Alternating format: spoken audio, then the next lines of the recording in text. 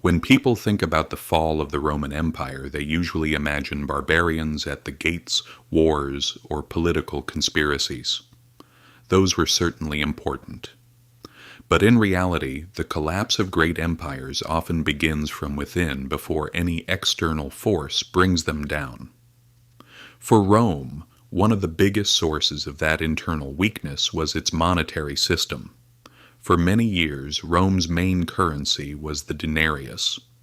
When it was first minted, it was made almost entirely of silver. Because of that, people trusted it.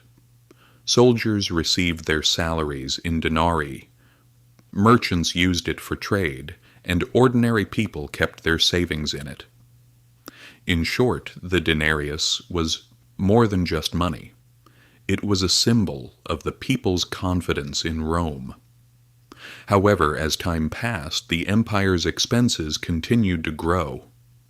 Wars became more frequent, protecting the borders became more difficult, and government spending eventually exceeded tax revenues. Since raising taxes would have caused public backlash, the emperors chose a different approach.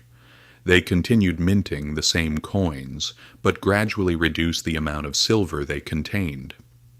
At first, the denarius was made of nearly pure silver. Over the years, however, it steadily lost its value. Eventually, it became a bronze coin with only a small amount of silver left in it.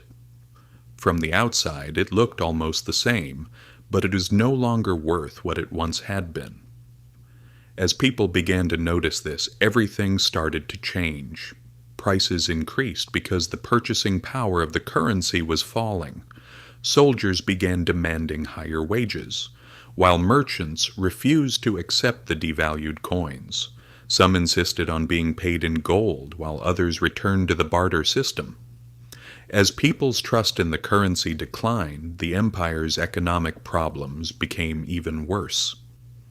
At the same time, Rome was struggling with civil wars, deadly plagues, and invasions from outside its borders. The economy was already under pressure, and the collapse of the monetary system only made the situation worse.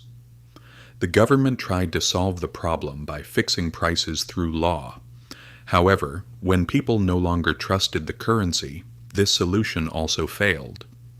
Black markets expanded, and official trade weakened even further.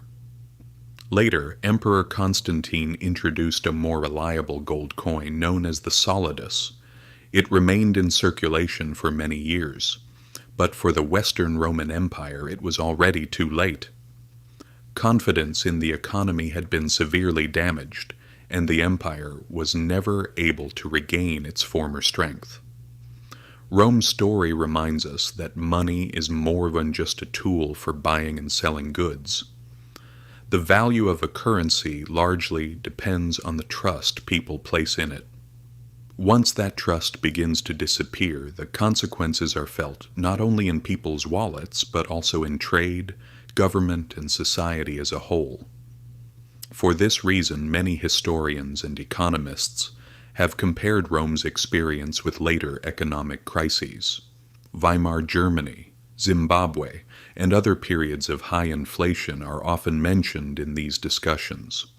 Of course, every country and every historical period has its own unique circumstances.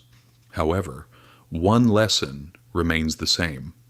Once confidence in a currency is seriously damaged, restoring economic stability becomes extremely difficult. Perhaps the most important lesson we can learn from Rome is this: even the most powerful states can face serious challenges if their economic foundations become weak. History may not repeat itself in exactly the same way, but understanding the past can help us better understand the economic realities of the present.